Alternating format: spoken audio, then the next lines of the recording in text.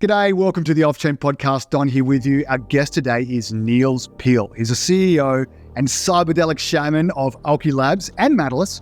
Nils is a Swedish entrepreneur, behavioural engineer, and social transhumanist, specialising in the intersection of modern technology and human behaviour. And if you recognise half of those words, you are going to love this episode. Both of his companies are working at the intersection of augmented reality, AR, and artificial intelligence, AI, and are part of Faculty Group's portfolio of companies. We're really excited to have Nils on the show today, talking about everything to do with AR, AI, the future of humanity. Who can you trust when it comes to AI? Who should you trust when it comes to AR? And everything in between. We're going to talk philosophy. We're going to talk who gets to decide when it comes to the future of humanity. What should that even look like? It's a very, very interesting conversation with a guy who's been thinking about these things for decades. So please enjoy this conversation with Auki Labs' Nils Pihl. Well, so Nils, whereabouts in the world are you at the moment? I am in Hong Kong, where I've lived for the last 4 or 5 years.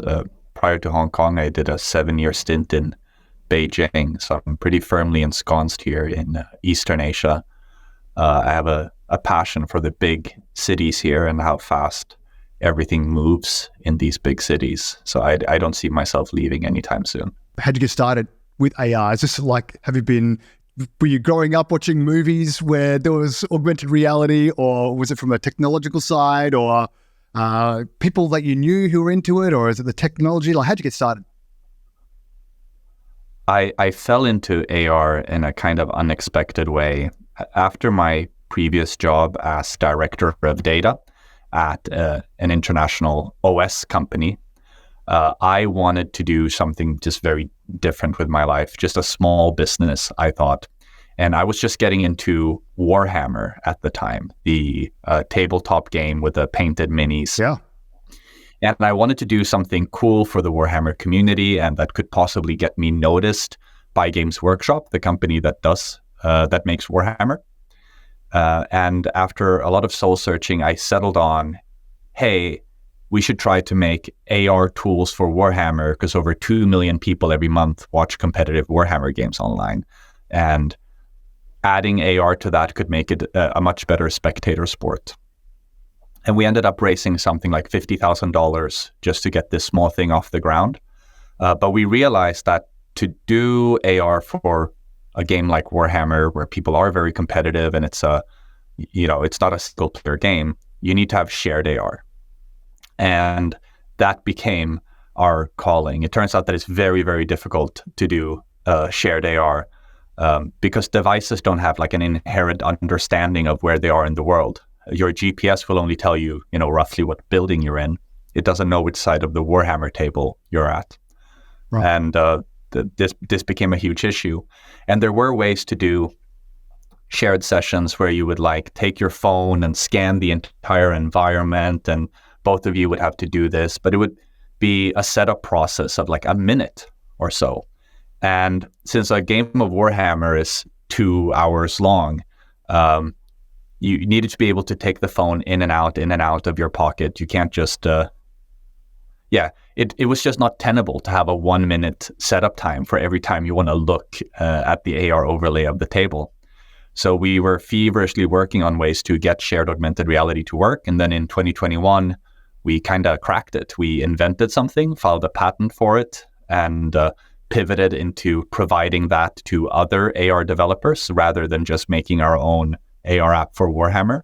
And we're very fortunate to receive the backing of people like faculty that saw that this could be the underpinnings of something much bigger, something to actually provide the positioning stack for the AR metaverse, if you will. So now we've grown from 2 people working on AR for Warhammer to about 60 people working on what I guess you could call the AR metaverse if you're not tired of the metaverse word. But really what it is a positioning protocol that allows digital devices to understand where they are in relation to each other, and a software layer running on top of that allows you to do a ton of meaningful things like leave notes for your friends and colleagues. And it's been a wild ride. I would never have guessed, when I sat down to paint my Warhammer minis, that would end up like this. Yeah, man, that's a big deal. That's a long way to come, really, in that regard. So you had a technical background before, so obviously you're thinking I could do something with AR for your Warhammer community. Had a technical background, or do you have a business background, or like a visual media background? What were you doing before? I had the great fortune, I guess privilege is the word, of growing up in a family of software entrepreneurs. So I had a computer in my room since I was very, very young. I like to say that I grew up on the internet. By the time I was, say, 14 years old or so, my English was better than my native Swedish because I spent all of my time online and doing things with computers. So although I'm not a very proficient programmer myself, it's been years since I wrote a single line of code. I have a familiarity with computers and with architecture. This is not my first software startup. Some of us have worked on a previous project together where we did real-time big data analysis. And as part of that startup that I did for many years, that was my transition from what I think is my strongest suit, which is memetics, behavioral engineering. I've been doing a lot of consulting over the years on how to use meme theory to modify user or consumer behavior. And making analytics tools for that was a way for me to get more involved with the technology and build up a foundational understanding of software architecture. So by the time we started Auki, I was definitely on a more firm technical footing than I was 10 years ago. But even 10 years ago, as I said, I'd had the great privilege of growing up with computers since I was very, very little. I think I had a computer in my room already when I was 5 years, something like this. So I've been very lucky in that regard. Yeah, right. And so when it comes to AR specifically, AR has been in the headlines in recent weeks with Apple coming out with their AR, VR headset. People, starting to talk about it a lot more. Obviously, you've been thinking about it for a number of years, and people have been working on it for even longer than that. You mentioned you solved a particular problem with AR, that is that shared experience. How is what you're working on unique? Like, what does it actually mean to be able to have a shared experience in real time without having to, like you said, set up your phone every minute or two when you want to have that shared experience? So the underlying problem that we don't think of every day is that our devices have a very, very poor understanding of where they are in the world. Apple is popularizing this word now, spatial computing, which really means, if we can be a little bit poetic about it, virtual reality is when we invite human beings into the digital world. This is virtual reality. And even when we play computer games normally on our computer, it's always humans going into the digital world. Augmented reality is when you turn that around and you want to bring digital things, machines, robots, software, you want to bring digital things into our world and give them an understanding of our world. And spatial computing is what allows for this to happen. The reason it was very difficult to do shared AR experiences is because the state of spatial computing is not that advanced, and devices don't come with an understanding of where they are in the world. If you have one phone in your right pocket and another phone in your left pocket, they don't even know that they're in the same house. So if you want to render a shared AR scene, like for example, our Warhammer table, and you want both phones or both pairs of glasses to see the same information in the same place, the devices need to have an understanding of where they are either relative to the world or where they are relative to each other. And what our big perceptual breakthrough or bet was that it was better to do the positioning relative to each other than really relative to the environment, that the less we had to know about the environment, the better. So in 2021, we invented a way where if you were looking at something in AR and you wanted to invite someone else to see the same thing, all you had to do was scan a QR code on the first person's device screen. And through the act of scanning, not only would you connect to the same session and be brought into the same experience, but through our patent pending trick, we could also handle the calibration of their coordinate systems at the same time. And that made it so that instead of, the state of the art at the time, if you look at something like Pokemon Go, if you wanted to do a shared experience in Pokemon Go, you would start by scanning a QR code. So that step was the same. And then it would tell you to stand next to each other, shoulder to shoulder. And then you would both press next. And then it would tell you to point your camera at an object together. And then you would both press next. And then it would tell you to slowly circle around that object together. And the reason you had to do that is that both these phones would then essentially upload their camera streams, not quite their camera streams, but information derived from the cameras up to the cloud of Pokemon Go, where these would be compared to each other with the assumption that you really did start shoulder to shoulder next to each other, and the assumption that you really did follow the instructions and you're looking at the same thing. And you compare this visual information to allow the cloud to compute where are these phones relative to each other and relative to the object that they're looking at. And the drawback of that is obviously it's very cumbersome and you have to walk around something. Imagine if we're playing a game of Warhammer and every time we want to bring up the overlay, we both have to walk around the table for half a minute. It becomes untenable. But there's also an unfortunate privacy issue with that, where there's something that maybe doesn't trouble people as much as it should, where, okay, if we're sending our visual information to someone else's cloud, we're really allowing them to see the world through our cameras. And when it's a handheld device, fine. But when this is AR glasses, do you want someone else to be able to look through the camera of your AR glasses? When the Vision Pro came out, it was very telling, I think, that you never once saw two Vision Pros together. You never saw any shared augmented reality. And it's not because Apple doesn't have the capability to do that, but Apple still doesn't have the capability to do that without having a cloud involved. And I think they want to really signal that your camera feed is not going to leave your device. You're not going to have to send your camera feed to our cloud. This is my speculation, of course. Who knows why Apple does what they do. But I think that Apple understands that privacy is going to be very, very important in the era of AR glasses. I believe, and I know that Apple believes, that the future of computing is not digital displays.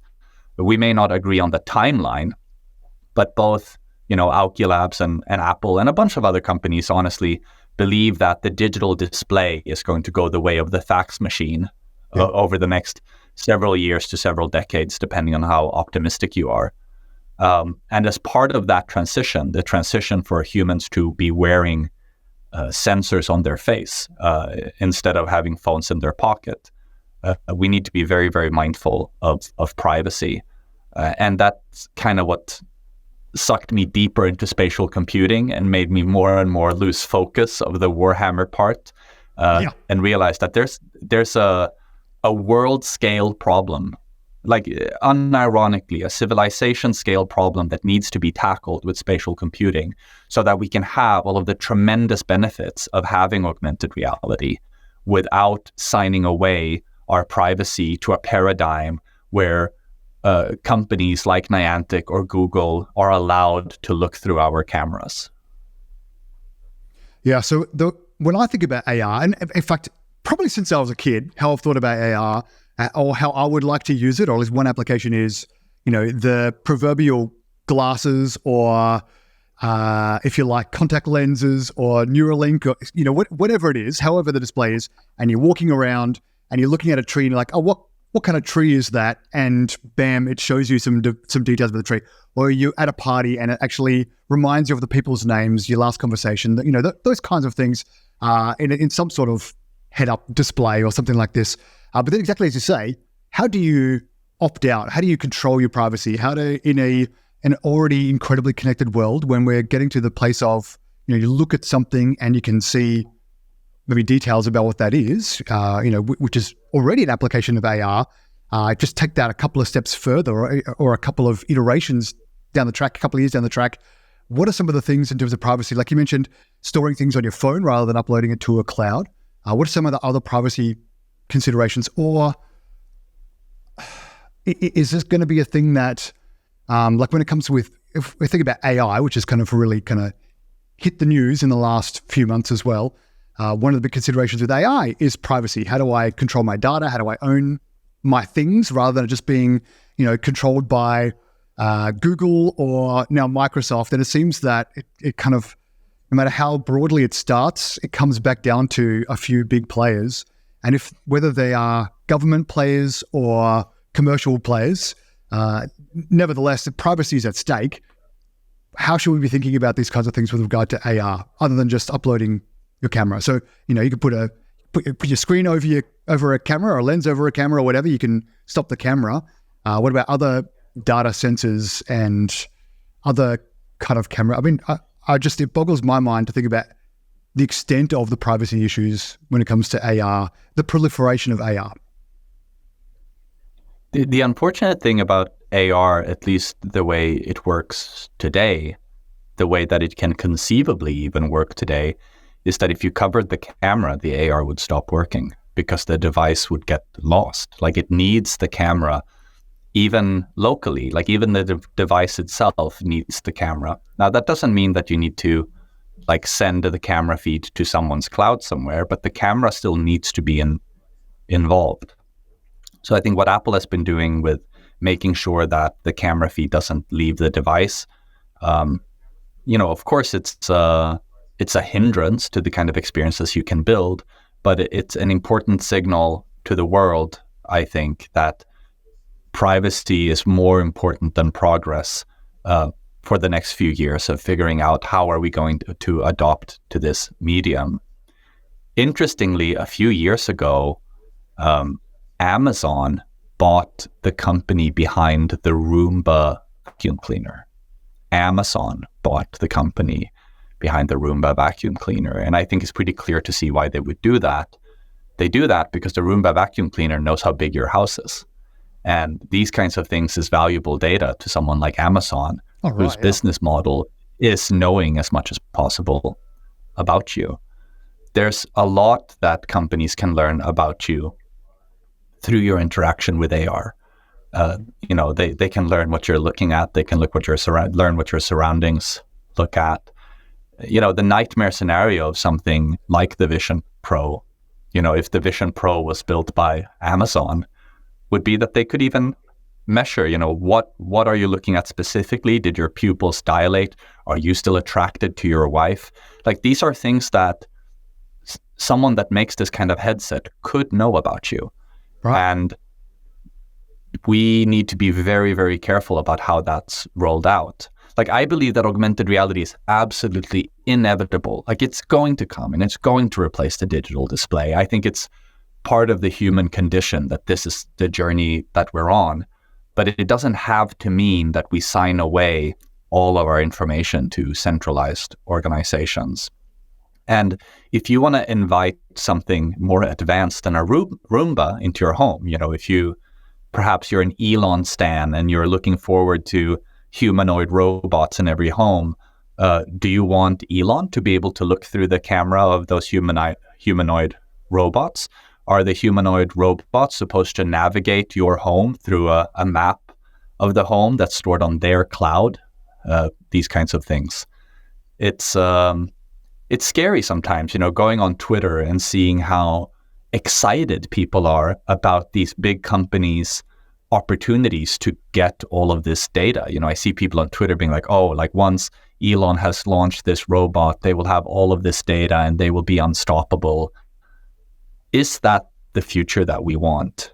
And I fell into Web3 through that question rather than anything to do with finances, because honestly, money doesn't interest me very much. But the idea that we need to, through our technological projects, steer civilization away from the centralization of power, I think is a very, very meaningful discussion to be had. And I'm hoping that the larger Web3 community will realize that maybe the most important battleground for decentralization over the next decade is not necessarily the decentralization of money, but the decentralization of data gathering to prevent surveillance capitalism from getting worse than it already is. Because maybe it's not realistic to ever displace the dollar and replace it with Bitcoin. But it is realistic to create a world where Google doesn't get to look through all of our cameras. Like, that can be achieved. We just have to decide as consumers, as a civilization, if I may say that, we have to decide that this is what we want and spend our resources accordingly to build that future, rather than the future where Niantic or whoever gets to look through our cameras. Yeah, so even as you're talking about that, for me, I have my doubts. I mean, I'm in Web3 for precisely that. I find the ideology of decentralization, of significant good for humanity. But humanity kind of keeps coming back to the centralized things because they're easier, because they're quicker, more expedient, cheaper, can have everything bundled in one, for convenience sake, all those kinds of things. What's it going to take then, if we can't convince people that their privacy matters? Because we've been ringing that bell for a decade now, more than that, 15 years with decentralized money or blockchain. Can't convince people that it matters. How are we going to compete, or how are you intending to compete with the Googles? Say if you're assuming Apple are going to be really good actors in this sense, we're assuming the Amazons and the Googles, whose entire business kind of structure is set up on knowing your data and then selling to you. How are you going to compete with that when people want what is expedient, what is quick, what is comfortable, what is easy? The unfortunate truth is it's not enough to have an ideological stance. You have to actually make a product that's superior. Yeah. And that's the challenge, of course. Sure, it's helpful to realize that there's danger up ahead and we need to try to decentralize, but no one is going to buy decentralization for decentralization's sake. You have to still build a product that is better. And I believe that Auki Labs is building something that is better than the competition and also has the benefit of being decentralized. But of course, it's very difficult to compete with organizations, that could afford to acquire each one of our employees for $1 billion and not even blink. They have so much money. It's hard to fathom. Yeah. And this is why I say that, we kind of have to decide as a civilization that this is what we want to build. It's important for, these big companies are nothing without their engineers. And luckily, engineers are the new rock stars. And a lot of them will prefer to build things that they like rather than taking a bigger paycheck. And you can see that in many ways. And we see that even in our organization, where like a lot of the people in our company have taken huge pay cuts to come work at this project because it's something that they feel passionate about. And I think that if we can reach the engineering community and help them understand that there are alternatives that they could be building, step one, recruit the engineers. Step two, build a better product. If you don't build a better product, of course you won't win. Decentralization won't win on its own merits. It won't win an ideological battleground. That's not how memes work. That's not how energy works. You have to make a better product. Well, okay. Can you speak to then who are the main players in this? So we've mentioned a couple already, and maybe who's winning that ideological kind of battleground for visual positioning? Or who's ahead? Google, Snap, and Niantic have the most impressive centralized positioning services out there, and they are wildly impressive. Like, I don't want to throw any shade on the technical merits of what they're building, even though I feel very conflicted morally about what they're building. technologically, they're massive, massive feats of engineering. Like if we take Google as an example, they have built something called the Spatial API, where they took the billions, literally billions of photos from Google Street View and threw that into a machine learning tumble dryer that spat out a 3D copy of what the outside world of like 80 countries looks like, as long as it's somewhere that Google Street View could reach.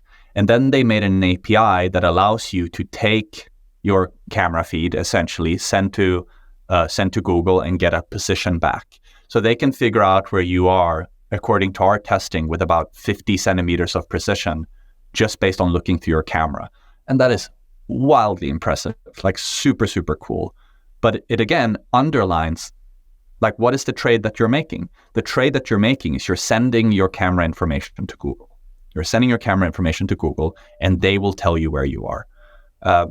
We conceptualized an alternative to a centralized visual positioning system, something that we call a pose mesh.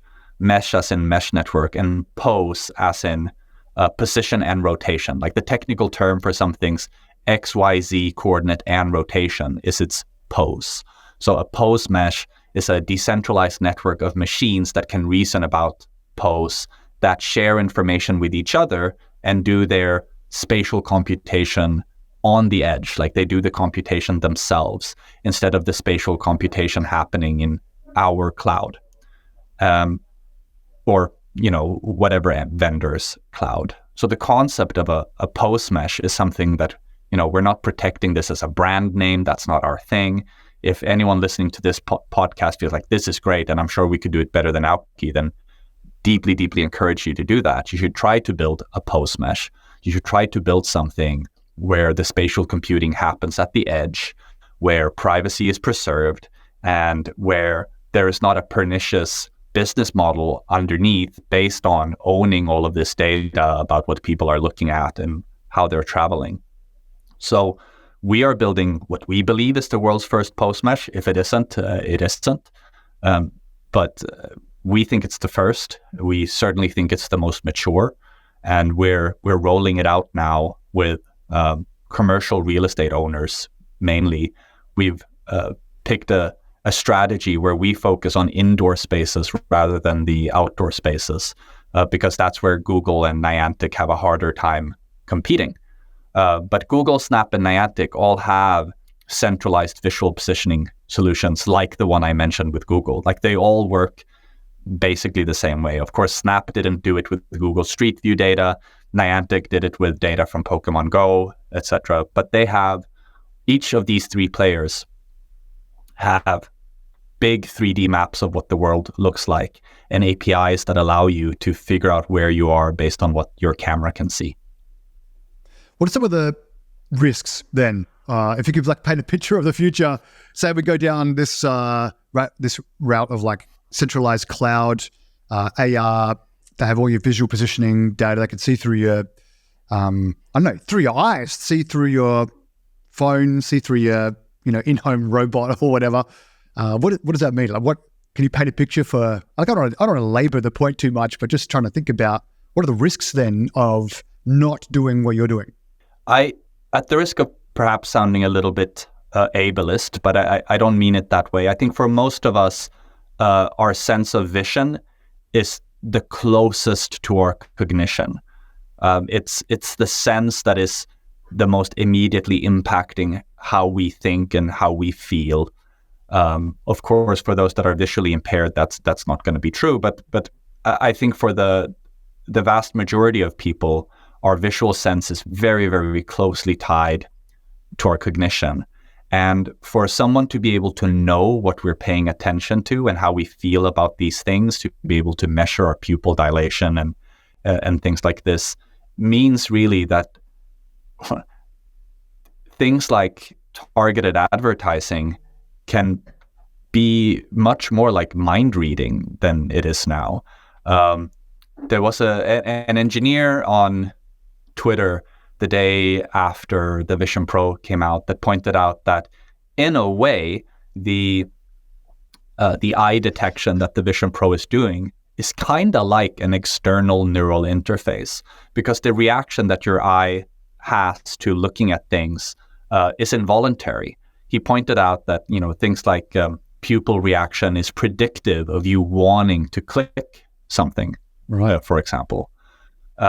So they're almost reading your thoughts by looking at your eyes, like in a very low resolution way. They're reading some of your thoughts just by looking at your eyes. And when Meta, formerly Facebook, were asked about their eye tracking and whether they would ever sell this eye tracking data to other people, I hope I'm not being slanderous now, but what I remember was that they refused to comment on that. Whereas Apple has been very clear that like this data is in a black box that developers can't access. Like AR developers like us cannot get this data out of the Vision Pro. And I think that's amazing. And I trust Apple, and only Apple, to not sell this data to other people. Yeah, okay. So if Apple could, I'm not saying they would, but if they could tell by pupil dilation how I'm feeling, which reminds me of, I remember, like, I don't even know if they were true or apocryphal case studies, like 15 years ago, of shopping centers knowing that women were pregnant before the women necessarily knew they were pregnant because of their buying habits, because of the data they could collect, and they could see, they're starting to feel this way or that way or those kinds of things. It seems like in a very short amount of time, we have come a very long way in not just being able to determine how somebody might feel or know that they feel, but even be able to predict how they feel, or even in some senses like what came out with, speaking of Meta or Facebook, just in the last 5 or 6 years, being able to actually not just understand how people feel, but actually push them or nudge them in particular directions of feeling. You mentioned like behavior design before and those kinds of things. What aren't there some things we might miss out on? Like I think of like Gary Vee, who famously said, "Look, just plug me into the matrix. Know everything there is to know about me. That way, I'm always, I'm going to know the best brands that I like, or the best burger that I'm gonna really enjoy, or like targeted advertising." Yeah, absolutely. Bring me the targeted advertising. Just plug me into the matrix. For me, I'm like not quite the total other end of the spectrum, but certainly down that end. But I'm wondering what would we miss out on if we don't? Like, are there some great possibilities for behavior design, or for propelling? So things that I might think subconsciously or not know about, or if I want to develop a new habit or any of those kinds of things, couldn't these kinds of things help to produce a better outcome individually? What would I miss out on by not having that? Of course it could. Like if people can read your thoughts, of course they can help you if that's what they're out to do. Sure. If they're not out to help you, what are they going to do with the information? We challenged a couple of the world's best science fiction writers recently to write short stories about the near-term future of augmented reality. And the fantastic Alistair Reynolds, he recently completed one of these short stories. You can read it on our blog now, auki.medium.com, where he shows what companies can do when they know what you're looking at and how you're feeling about what you're looking at. So without spoiling the story too much, it features, for example, a man wearing glasses, and the glasses are keeping track of which women he finds attractive, and starts tailoring the ads that he's receiving to feature more of the women that he finds attractive. And eventually this becomes this like archetypal woman, a woman he saw at the park one day, just keeps appearing in all of the ads that he's seeing. And this starts putting a strain on his relationship. This just creates a sense of disconnectedness from his actual girlfriend. And eventually the company behind the AR glasses even sends home an ad for a dating service that he didn't request. But it's so personal, this dating service thing, that his girlfriend cannot believe that he didn't sign up for this dating service, because this thing knows so much about him, about his preferences and what he's attracted to. So the relationship implodes in a way that was in the best interest of the company that provided the glasses, because now they can, sell him other services that he weren't. Yeah.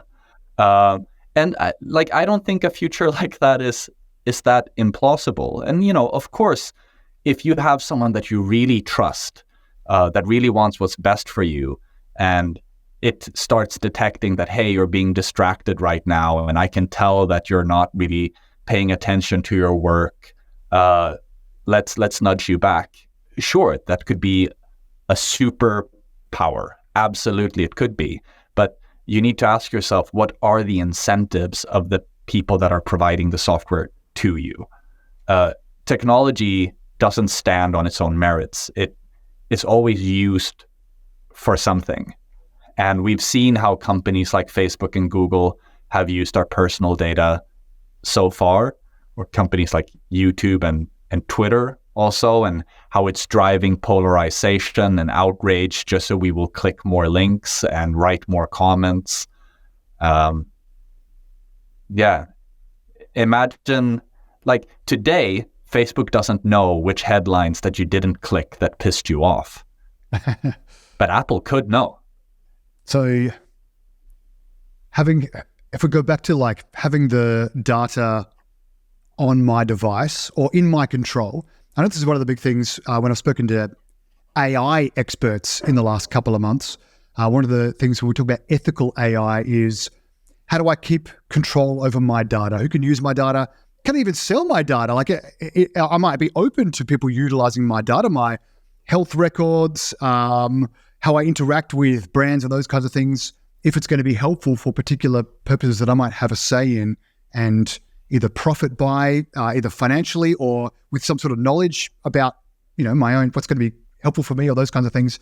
Is there any sense in which AR could have similar kinds of engagements where we might say, you can maybe track my eyes when I'm watching sport, but not when I'm in my home? Or I don't know, man. I'm trying to think about how do we get to data ownership? Not just, we don't want these people to own our data, but if nobody has any data, then we actually potentially miss out as well. Because when you have big data, we worked in big data before, you can see trends and learn a lot of things that we can't get if you don't have those things.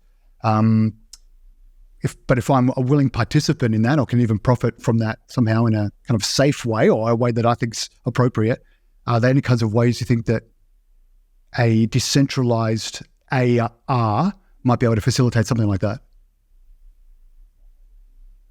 I think that AR and the data that it produces and the data that it can capture, of course, they have some overlap with each other, but they are separate questions, ultimately. One thing that I feel that the greater Web3 community is a little bit naive about, and maybe this will not make me too popular to say with some of the Web3 friendly audiences, I don't think it will ever be in our financial interest, in any meaningful way, to give our data out to other companies. Be paid to watch ads or something like this. Having been the director of data at a company with 100 million active users and being part of building the ads pipeline for that platform, I know how many dollars an advertiser has to pay for 1,000 eyeballs, and it's not a lot of money, right? Yeah. So if you have to pay me $3 for 1,000 eyeballs, that's the same as, that means that you're getting at most $3 for watching 1,000 ads. And when you put it that way, you're not going to give it, you don't care. Here's 1 cent to watch a 30-second ad. Of course, you're not going to do that. No one's going to do that. There's just not enough money in it. And I think that the Web3 community, unfortunately, sometimes have some naive ideas about how valuable their data is. It is valuable in aggregate, but it's not valuable to the individual. I don't think you'll ever make more than a few dollars per year, maximum, selling your data to other companies voluntarily. And if you really want that extra cup of coffee so bad that you're okay with Google knowing if you're still attracted to your wife, then God help you. Yeah, you got bigger problems at that stage, right? Okay, well, so if we can think about all of the things we're talking about here, again, just comparing with AI at the moment, one of the big pushes is, what about regulation for AI? Does AR need regulating, or does that just bring it back into a central control? Is it better to stay unregulated? Does it need some regulation? Is it good to have some jurisdictions perhaps that are more free than others? Do you have any kind of thinking around regulation and AR particularly? I think that AR regulation is going to be a huge topic to discuss, and should have been a huge topic a while ago already, because I think we can intuitively understand that we don't want a world where someone can render naked ladies at a kindergarten, or render fake traffic while you're driving, or remove oncoming traffic while you're driving. Things like this that could create danger. Like, it is already possible to make an AR application for a pair of glasses that are on the market today that removes all of the cars you see in traffic. Like, that's not sci-fi. You could build that today. The question is, should that be allowed? And I think that for both good and bad reasons, both governments and companies like Apple and Google, the operating systems themselves, are going to want to regulate what people can do in AR and where they can do things in AR. And I think as individuals, we're also going to want this. Like, I imagine, for example, Europe has this interesting concept of the right to be forgotten from search engines. And I suspect that we will have to have a conversation within the next 5 years about the right not to be rendered on, or the right to be rendered. Meaning, for example, should you have if someone, let's say that a white supremacist made an app that just wrote slurs above the head of all colored people, should you have a right to not have that slur be written on you everywhere you go? Can a school bully make an AR app that he publishes to all of his friends that writes slut across the forehead of some 14-year-old girl that happened to be unpopular? Should you have a right not to be rendered on? And I think we're going to have some very difficult conversations about what free speech means and doesn't mean once people see the incredibly powerful ways that people can communicate with augmented reality that I don't think we have a good intuitive understanding of.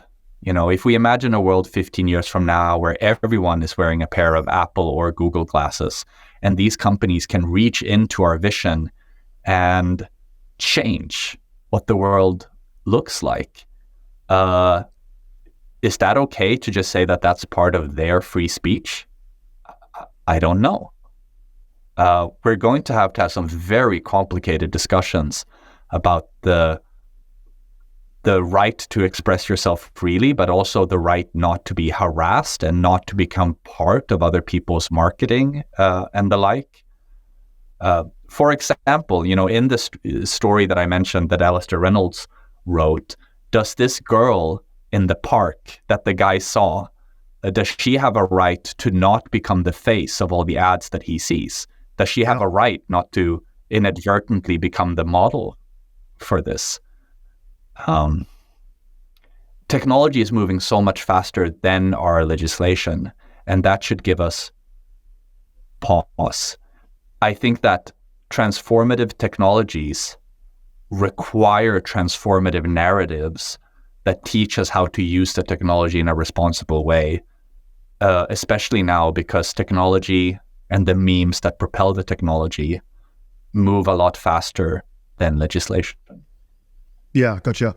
Just actually, you reminded me of there was that Black Mirror episode where someone blocks somebody else. So when they look at them with the AR, I think they were just wearing contacts, they literally couldn't see the person. It was just like they were blurred out or whatever. So those kinds of mechanisms would be preferable in a system where we want to be able to own our person, our vision. We have some rights in the digital realm. What does it look like in terms of, so Google have an AR, you're building AR, Niantic has AR, Snap has AR, Apple has AR. Is there a way in which, is there like a kind of a way, if you had a set of agnostic glasses or goggles or whatever, you can just filter in each of these things? So I filter one, one of the things I found amazing in the early days of Auki was seeing you play a car racing game around just in a car park somewhere. I thought that is amazing. But then, you click a thing and with the same goggles, you see a Pokemon, and you click the next thing and you see Google. Is there some sort of, is there a platform that everybody's using, or will they be interoperable, or we have to select particular hardware for the particular thing you want to be using? Ultimately, that will depend on the hardware manufacturers and where they want to go. Apple famously likes its walled gardens and may decide not to interoperate with certain other devices or technologies. It is technically possible to make things that are interoperable, but it's not always politically possible to make things that are interoperable. There's no real software challenge. I mean, there is, but sure. Compared to the political challenge, the software challenge is very small. The big challenge is how to convince these semi-human, semi-capitalist organizations, because these organizations become so big and they have their routines that it's not necessarily about what's in the hearts of the employees anymore, as much as it's what's in the brand guidelines and whatnot. Sure. We'll see. And this also, I think we need. Yeah, I said earlier in our talk today that if you recruit the engineers, that's step one. We need to get the people working at these bigger companies to understand the significance of the work that they're doing, and to take that seriously. One of the proudest moments we've had as a company was when we got a phone call from one of these, top 5 companies from their spatial computing unit saying, oh, your white paper has been circulating in our Slack for several days now, and we find it very inspiring. Because even if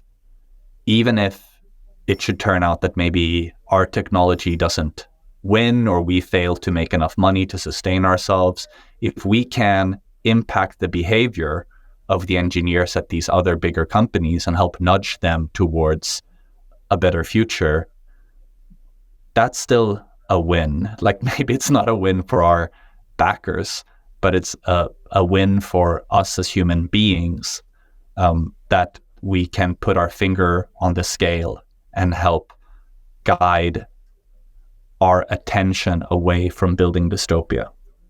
Yeah, man, I think that's right. So basically what I hear you saying is it's much bigger than just getting your product to market and, making it really well. You're actually thinking, AR is going to be something significant for humanity, like prolific in humanity in the coming years. And how do you actually set the foundation to make sure that's actually going to happen really well? And so I guess we spent like half an hour talking about some of the drawbacks or the downsides or the risks. Help paint a picture for what's the best future in your mind in terms of what's AR going to be providing for humanity as individuals, collectively. What could that look like? So if I can share a vision with you guys, granted to us by a non-zero amount of mushrooms and listening to a lot of Terence McKenna. I think that augmented reality really represents something very deep about the human psyche. In a way, augmented reality is the oldest technological project that we have.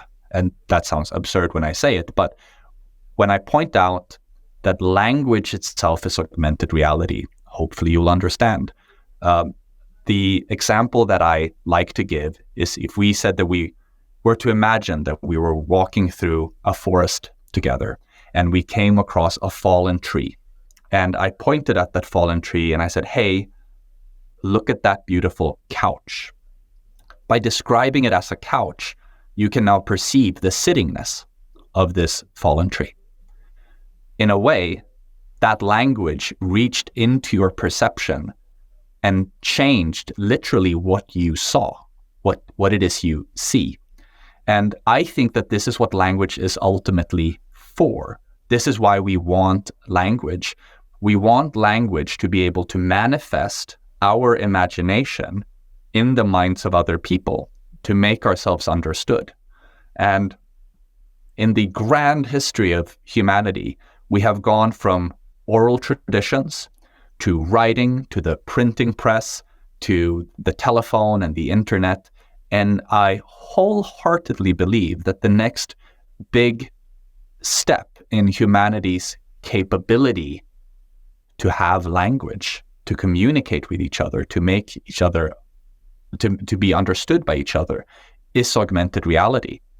With augmented reality, you can, especially when combined with things like generative AI, you can manifest your imagination in the minds of others in ways that are almost unimaginably more powerful than anything you could do with writing or traditional video. In fact, I think it's the penultimate step, the second to final step, where the final step is like a direct neural interface. Between the direct neural interface and shared augmented reality, there's nothing, right? So we are approaching the end of human communication. And I don't mean like, oh, we'll stop communicating. What I mean is we can see in the distance the plateau of what humans will be able to achieve. At some point, we'll have neural links or something like this that allow us to just think thoughts directly into someone else's mind. But the last step before that is to think a thought directly into someone's visual field. And that's not far away. That is something that we will all live to experience. I think we'll see this decade. I think we'll see extracortical neural interfaces, external sensors on your scalp that can pick up inputs that are fed into a generative AI that manifests material into the shared visual fields of people wearing AR glasses. That will happen this decade. And when you can do that, you can communicate at levels that are hard to imagine. Like a humorous example that I like to share is, just imagine we were at a party and there's this guy just yapping on, being really boring, but you've spotted that his fly is open. Imagine just being able to show me that this guy's fly is open in a private channel, or we're looking out a window together, right? Let's say, we live in a big city like Hong Kong, right? And we are teenage lovers and we live 4 buildings apart from each other and we're looking out the window together and you see something interesting in a window and you say, hey, do you see over there? And I can see over there because you can manifest in my field of vision where it is that you're looking.